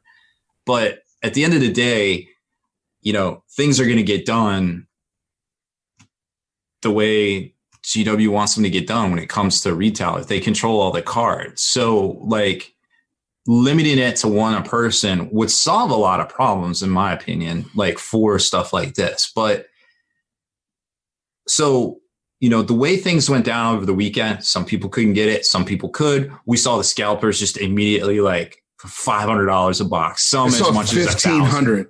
I saw that's ridiculous. $1,500 on eBay. I saw that. So, like, it all went crazy, like in a matter of hours / a day, right? So a lot of people were upset, and very rightfully so, because Games Workshop made a lot of bold statements that we had enough. You could get 6, you could get 3. Now you can only get 1. Now they're sold out. There's none of these boxes to be had. People are scrambling all over the internet. It's on fire. Come Monday morning, I put out an editorial and I was like, look, there's an easy way to fix this. Just go ahead and make them MTO. So everybody that wants one can get one. You did it for your stuff. You did it, as a thing to do to get through COVID because you couldn't put anything out. Right. So they did it twice, actually. And I was like, this is a great idea. And maybe give a little bit extra back to the game stores make sure that, they can get all the numbers they need for their people. I have a little bit of a monkey wrench to throw on that as far as the MTO is concerned. It is a good idea for the individual consumer, not a great idea for independent sales, because a lot of independent stores cannot order things that are MTO through their independent sales account. Those are restricted to Games Workshop's web store, which means now the only way to get one as a player, as a person in the community, is you have to give money directly to Games Workshop, which still cuts out and fucks over your independent store. So I'm like, this is not a fix. They didn't magically come back and smooth over the fuckery they did with all the independent sales. They're just like, yeah, fuck you guys. And then now we're going to move this to MTO and still fuck you guys because we're going to get all the money anyways. Well, I think the reason they did MTO is because it's easy. It's the easy fix. It's like, we can turn that on right now. Yeah. I mean, I don't care about Games Workshop. They're going to be fine. They've been making money hand over fist no matter what. Was Wyatt saying totally true? They went to manufacturer order, and the game stores, do they not have access to that? So game stores if they do an MTO order, or if they have to order through the web store, they lose 10%. They lose 10% of their discount. Of already their horrible. Yes. And then some stores can't even do that. Right. Wow. Some stores can't. They're actually, customer service is running. I think the last automated message was they're running 10 days behind on messages. So that's the thing right now. See, that points to me, they woefully underestimated stuff. They hyped things. I mean, consider this had the new trailer. That is baller as hell, right? It's one of the best. It's one of the best animations of 40K we've ever seen. There was so much hype behind this edition, behind this box set. I think it's just I think their social team, their social community, the Warhammer community, all that stuff performed outstandingly and probably to excess of what the company was expecting. Haspil's kind of like, because a lot of things that Rob is saying support Haspil's theory on incompetence. Like the numbers you gave between the Dark Imperium for 3 years sales and the Indomitus by Wednesday sales, kind of does support the oh shit. Cause if they knew, you're good, straight up, right? This is almost, it can't be argued. Indomitus is going to be probably the most popular box of all time for several reasons that we've all discussed here. One of which is it's the highest level value box ever made, right? Like Rob just broke it and said it's $600 fucking worth of shit. So and those prices, by the way, those prices I did on that show were hey, everybody's going to get a box or two or three or four prices. That was the low ball prices because demand. Supply was going to be there. So they probably go for more than what I said. So, but it's the most valuable box. It also is the floodgates open, 9th edition 40K. That's huge, right? So this is the introduction to fucking 9th edition. That's going to be hype in itself. Limited's going to be hype, as Haspil says. Wyatt's new models and the new dope shit for everyone's. All of these things generated the biggest hype storm. And they were like, okay, we know it's going to be our most successful box. But to hear a number by Wednesday, it outsold our other most popular box in 3 years does kind of indicate to me incompetence. Now, obviously incompetence at this point is kind of come on, man. Really? Because right now when you make incompetent moves, GW, when you fuck up like this, a mistake like this, it still has the exact same result, right? Intent for me, intent is not. It means nothing. Except one point of order, right? No one else has tried to launch a huge hype product like this during a pandemic. Sure. Well, all prediction models are out the window. Wizards sold numbers. What? Magic? Wizards cards? No, that doesn't. Okay, what do you mean? You mean in print additional cards versus make additional miniatures? I would say probably close to the same timetable, to be honest, because I would disagree. I think miniatures take longer. There's definitely more They're moving injection parts. molded versus printed. Yeah. That takes longer. Yeah, It takes seconds. It's not. You can't compare them. It's The sheets are. I can't imagine those sheets of Magic cards take seconds to print. I'm They're not saying big like sheets. you're nitpicking, Okay. Rob. Like I don't know. one of them is miniatures, accoutrement, layers, packaging. This sprue. One of them is I literally mean, a sheet you guys- of cards. If it doesn't matter if it's a minute or But an hour. it's a little sheet of cards. But you guys, they track the pack of cards. You buy a pack Yeah, of cards, those motherfuckers know where you Right. got it. So this is good. Wizard's not incompetent. Point taken. Yeah. So what I'm saying is that intent is for the person who intended to do right. The consequences can't be felt by that person. The hobby is fucking feeling the consequences. So the intent, if the intent was to be malicious or the intent was incompetence, that's great. Okay, you're not quite as evil as I thought you fucking were. But at the end of the day, it's irrelevant because I, as the person who is inflicted upon the consequences, can't feel your fucking intent. Like, all I know is my favorite fucking game store down the street who thought they were going to get 90 fucking boxes got fucking 6. And they thought they weren't going to have to cut hours this summer. And they are. And they just got their emergency disaster fucking money, right? But in addition to their payroll protection they got at the beginning of the fucking COVID crisis, they just got this amount of money to order those fucking 90 boxes with, right? And they were like, oh my God, it's fine. We're fucking fine. We made it through the fucking crisis. And now they didn't. So like, that's the consequence. So when you make a mistake that's where it through incompetence at this level right now, that still fucking sucks, man. Like, people, like, that sucks. But I do. The thing is, I'm now more on Haspil's side than of it being an incompetent move. But still, the result's still the fucking same. But okay, when they came out the gate on Monday, by the way, they put this post out at like 3 p.m. Eastern on Monday, which is like 8 p.m. Great Britain time. They were there at the office till 8 p.m. apparently, which doesn't happen very often at Games Workshop. That on the social media side, from what I can tell. So they put out this thing and it's literally live, ready to go on their website. Retailers haven't got any notification that this is a thing.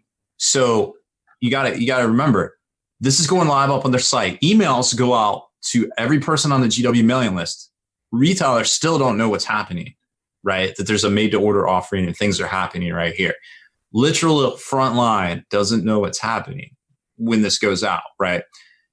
It's one per person. And they did say you could go to store. They said they did not make the determination between what store. And they even put the store finder link at the bottom of that post, which will pull up both Games Workshop stores and independent retailers. But they did not specifically mention independent retailers and or contact them in a timely manner to let them know this was happening, right? Or even give them any clear instruction on how they could order multiple copies. Because if you are limited to one of these things, they are limited to one of these things in the cart too. So for them to try to get 35 more because they have 35 pre-orders, maybe they have 35 people paid, which if it's MTO, they should definitely make people pay for it ahead of time. That's the whole point of this, right? To help the game stores and people get their stuff in December or whatever. Nobody knew nothing on the retail side of things. So I think that right there speaks volumes, that where the priorities and where the loyalties lie when it comes to the side. Again, this is business, y'all. This is just us being like, that's really messed up because COVID, summer slow, really effed up. But on the business side of things, this shit happens every day in corporations all over the world, right? Wizards really doesn't inform. Well, they started getting better lately for their retailers, Wizards of the Coast and Magic. They started getting better lately, but there was a while there where it was still about the same coming out of Wizards of the Coast too. So I think, I'll throw out some things. Like, I think there was some things that GW could have done to mitigate a lot of this, like out the gate, right? Yeah. If it's going to be limited, you should always tell us how limited. They have done this with multiple products over multiple years where they say, like, we are putting out this limited product. This is how many we're making. Mm-hmm. They've done it with books. They've done it with other model sets. They've done it with the Bandai thing. They were like, if you live in North America, there is 5,000 of these. They're going to be allocated for North America, right? If they were like, we're going to make Indomitus and we are making 50,000 boxes. I don't know how many they actually produce, but like, let's just say 50,000.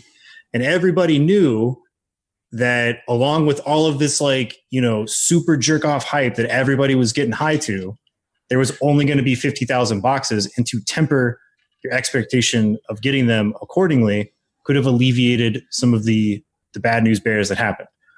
On top of that, if you're only going to allocate a specific amount to stores for this very limited thing, then you should spread it out more so that there are more ways to get it. So instead of saying like, okay, we're going to give you guys 45, and if you pre-sell 45 or more, you get to keep 45.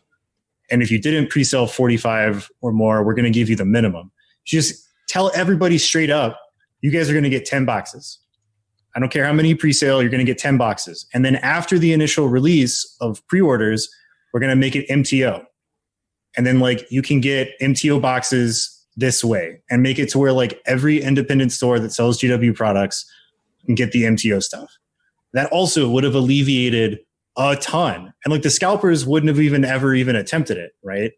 If the number of boxes made was out there, and with the added caveat of like, if you don't get one immediately, don't worry, we're going to make it MTO. And you can get it through your local store or through our web store. Then like there would never have been this entire discussion about scalpers, because like if anybody tried it, it would have immediately failed because all of that information is out there. But all of this is because Games Workshop has this really weird thing where they just refuse to give out certain information at different times. And it doesn't really make any sense why or when they refuse to do it. No, there's definitely a solution. What that solution is, I mean, it wasn't what happened this weekend for sure. No. So I'm hoping they take the lessons learned from this and apply it to the future. But at the end of the day, I think that something we could all agree on is the things that get us most hype about this hobby is, you know, playing and hanging out at our local game stores, you know, the online communities we're a part of, and, you know, large convention/tournament events. And I think, you know, those three things we can't do as much anymore. That's right, Rob. It's three, right? We talked about this the other day.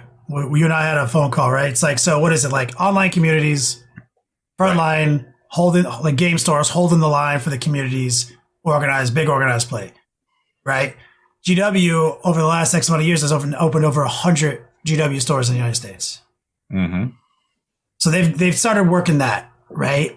They have a relationship now with the big three organized play. Yeah, to the point where they have like their president, or their global event coordinator is the guy who runs Nova. So like, and they obviously have a relationship with Frontline Gaming. So they're there. They're working. And Adepticon, of course. So like, they have some pretty strong ties to organized play.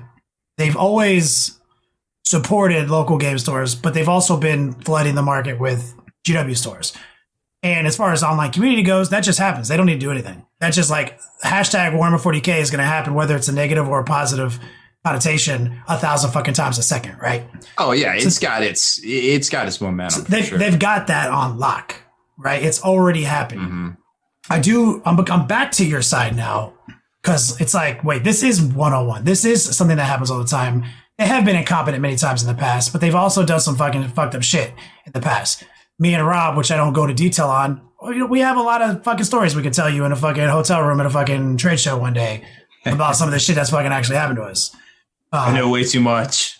And so I don't think it's an objectively evil thing to do if they did that. If they fucking hyped up their numbers based on the Frontline Game Store and then fucking profit. You say Frontline Game Store, I don't think we're talking about Frontline Gaming. I'm not talking about Frontline Gaming. I'm talking about like game stores which hold the front lines. Yeah, on the front. Right. Okay, I just want to make that distinction. So it's like a lot of it is just like there is a lot of people who just immediately categorize any type of like business move as morally ambiguous or evil to begin with, which is why like when we were talking about this earlier, I said like in a vacuum, this move makes total sense from a business standpoint because they are a corporation. Like, by the way, corporations aren't your fucking friend. Yes. You haven't figured that out by now. Like, come on. Yeah. GW's a corporation. They're not our friends. Let me jump in for this analogy just real quick because I wanted to end my point on this. Is because Wyatt just brought it back to what I was thinking. Is like, so when you go into a T-Mobile fucking store, that guy's job is to make you feel comfortable there and happy there. But he doesn't give a fuck about your goddamn phone. He doesn't. That doesn't mean he's bad at his job. That doesn't mean the service he's providing isn't necessary. And that doesn't mean that like having your fucking phone isn't good. Right? Game stores are a little different though, right? Because typically they're small, they're owner operated. Somebody with an incredible hobby passion went into business, maybe self-finance, whatever. It's a bar for nerds. And yes, and they usually have an interest. There's some interest in the game store that to them is why they open the store, but then they expand it to everything else. A lot of times it's magic cards. A lot of times it's 40. A lot of times it's fucking 40K. It's more gaming. And those people cultivate communities. Those stores care. They actually fucking do. They're not big ass corporations. But they literally nurture communities. And when you have a problem, they fucking care. It's different. So they're creating the communities, giving them a place to do their fucking thing. They're putting all that effort and all that care into it. To Wyatt's point, don't get it fucking twisted, man. GW doesn't give a shit. Like, I'm not saying in a bad way, like, yo, they're evil. They don't care about your community in the way you think they do. Right. They care about providing an incredibly valuable product at an incredibly high level of luxury. Like, and they deliver on that. And then they say a bunch of things, customer service, whatever, to make you feel comfortable with that, whatever. But they don't care. They do, like what you do in your game store, they'll be like, that's great, man. Keep it up. You're a fucking hero. That's just the same guy at the T-Mobile store. He doesn't give a fuck. Don't think he does. So whether or not its intent is to be malicious or not, this shows you the concept, the end result's the fucking same. They don't fucking care. They did not offer a solution. Why they fucked up, we might never know. But the solution, kind of proof in the pudding. Doesn't exist. They don't care about your local community. Not in a way that you believe they do. Can't confirm. When I worked at a GW retail store, I can go fuck about anybody. Because retail sucks dick. Retail is life, though, unfortunately, for a lot of folks. So I'm gonna jump in here because I hear a lot of stuff being said, and in the chat, people are assuming GW has evil intent. They don't have evil intent. When you have a company of their size, you basically have three goals, three objectives. The first is protect the base. You don't want to go backwards. You don't want to shrink. The second is finish in the black. Protect your neck, right? Number two, you want to finish in the black, right? You don't want to finish in the red. That's bad. You want to finish in the black. That's right. Number three is make a profit for your shareholders. That's what they care about. And it's like, okay, so when you do that, right? All the other stuff with hey, we want to grow friendly local game stores and help them out during the pandemic. I truly believe GW wants to do that, but GW has to do those three other things first, or they won't stay in business. Any other company that puts other people ahead of the company doesn't stay in business. Or Haspil, those three things are what motivates their interest in the local game store. Right, because that's part of protecting the base. It's not like a fourth thing. It's like those things, that's a part of it. They tie into it. Yeah, it's like how there's do you lots make of people that work for Games Workshop that like they do care. Like they want people to have a good time in 40K, like in the world, in the community.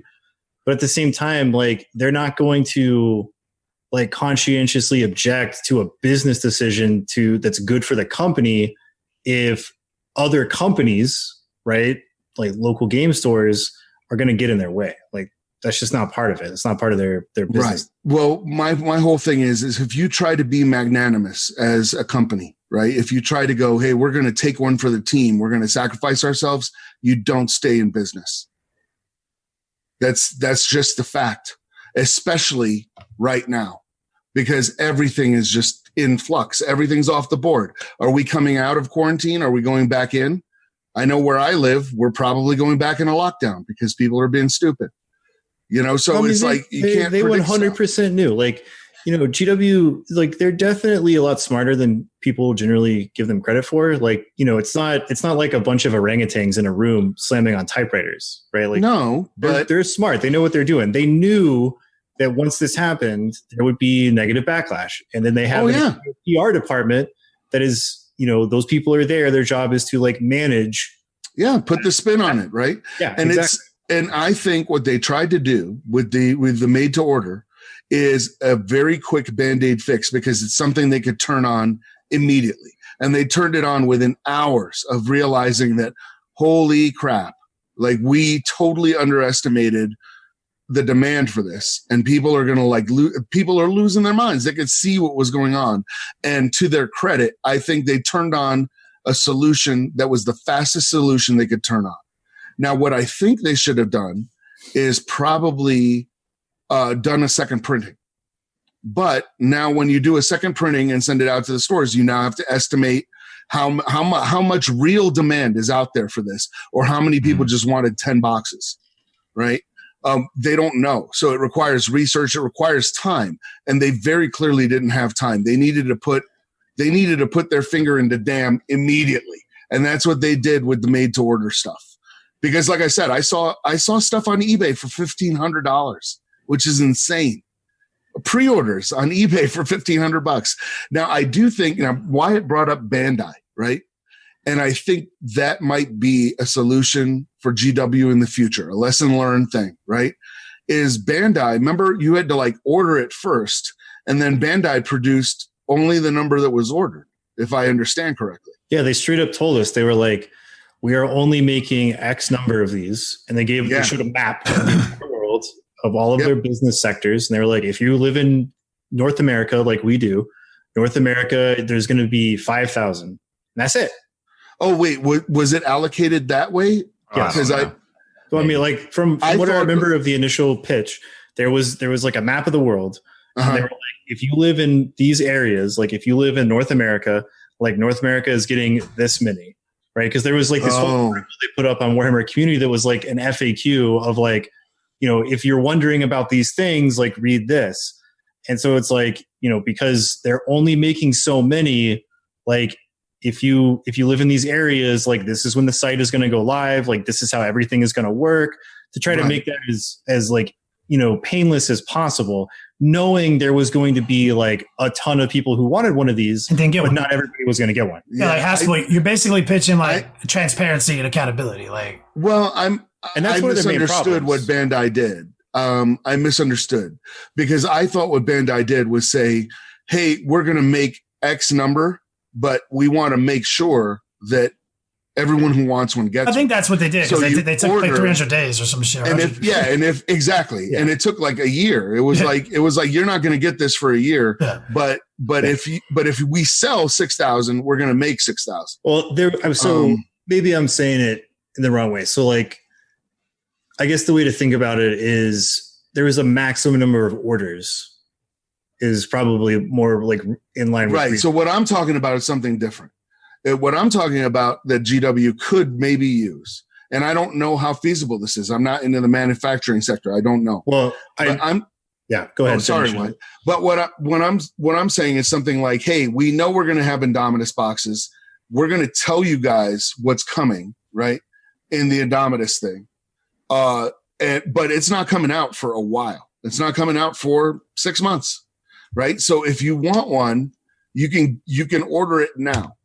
And then they know that, hey, baseline, we were going to make 20,000 of these. That's what we planned. We received pre-orders for 35,000. Now they know they need to bump manufacturing and make more so that when it's at launch, everyone gets one. Yeah, that's like actually pre-selling. That's actually pre-selling. Like I 100% agree with your sentiment. Games Workshop will never do that. It's possible. Let me jump into the chat real quick. George, he was like, let me distill your 2 points down to 2 things. Now you're missing one of them, brother. One of the Rob section here, and me and Wyatt, we're coming in with this scenario, which is GW purposefully figured out how much interest there was in this product by going to the game stores. Then when they figured out that number, limited and throttled their access to the product so that they can make an additional 45% more money by taking it back to their web store. We're saying like that. There's no way to know that for sure. No, that's what I'm saying. All we know is we have a lot of missing. We don't know shit, dude. We literally don't know fucking shit. So like that's what like we're not. So like because one of his points was like both of those make less money for GW, so it doesn't fit into the equation. No, this literally is like maximum profit. The thing we came into this believing is like the max profit scenario, which was to like kind of use and abuse the local game store scene to maximize your profits. If you don't understand how independent sales work, right? So if this box is $100, right? Just so these numbers are easy to digest. $100 box of models. Independent sales account pays somewhere about 50%. 55. They pay. Yeah, right. Okay, they get a 45%. Easy to digest numbers, right? So we're just going to do 50%. So they buy that $100 box of models for $50 from Games Workshop. And then they resell that model in their store for the retail price so that they can recoup their cost and make a little bit of profit. So in that transaction, Games Workshop makes $50. If they pull that stock and they sell it on their web store, Games Workshop makes $100. That's what we're saying they did because that's what all the evidence points to. That is, that circumstantial evidence. Yeah. But yes. And there has not been a good fix. There has not like they have not like their actions have not fixed the problem yet. But you know, like it's shitty. It's shitty because we're in COVID. It's 2020. It's also the summer, which compounds on top of fucking everything for us. I personally know, like, and so somebody else in chat says, like, the real question is, like, how many you guys order? I didn't order any because my local game store didn't have any. I got on a wait list there. Like, I'm not going to go to the website. I'm literally, until GW offers me a solution that I'm happy with, I'm not boycotting GW. I love their fucking shit. I'm just going to, but first, like, no matter how hype something is from now on, until they offer me a solution, I'm like, if I can't get it at my local game store, I'm going to do it without, straight up. That's my situation. Yeah. Ever since COVID started, one thing that I've platformed on this podcast is do not buy from Games Workshop. They'll be fine. Buy from your local store because they will not be. So when I bought my boxes, I bought from independent stores, and I didn't buy from one. I bought from 3 different stores to support each of those stores individually. I managed to get one. I was lucky enough to get one, and I don't have it in hand. It's a promise, basically, that my local game store told me they got me one. So I'm hoping I get one. I think, I spent $300 on that Kazakhstan kernel because it was the right thing to do for local game store. And I'll be able to get whatever extra my local game stores have, in 2 weeks, which is still undetermined. So I actually haven't ordered. I take that back. I was going to say I haven't ordered anything from GW, but I ordered a sump crock the other day on Forge World because it's a sump crock and I had to have it. I was like, what the fuck are you talking about? It's a crocodile mixed with a piss bowl and it's got a saddle on it. Yeah. Yeah. Okay. It's amazing. It's ridiculous. And I saw that and I was like, I have to have it. So I did order that, but everything else I order through my game store. And I recommend people do the same if you can, because that's who needs the money. 100%. If your community takes place at a local store, you need to support that store because it's probably not going to be there after all this if you don't. In fact, many stores have, as multiple people watching this live stream have already said throughout our discussion, have already closed. And not just closed for a while, closed forever.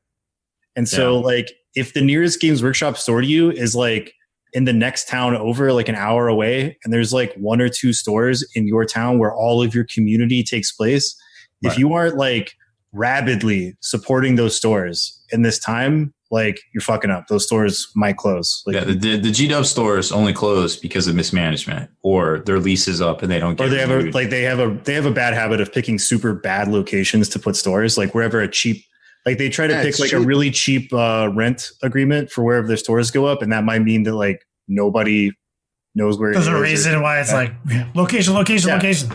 Yeah. Yeah. Sort of an important thing. They have a bad habit of like placing their stores in like poor retail places. Yo, real quick, that was a sick segment. I'm definitely gonna think about naming the podcast "The People versus GW" or something like that.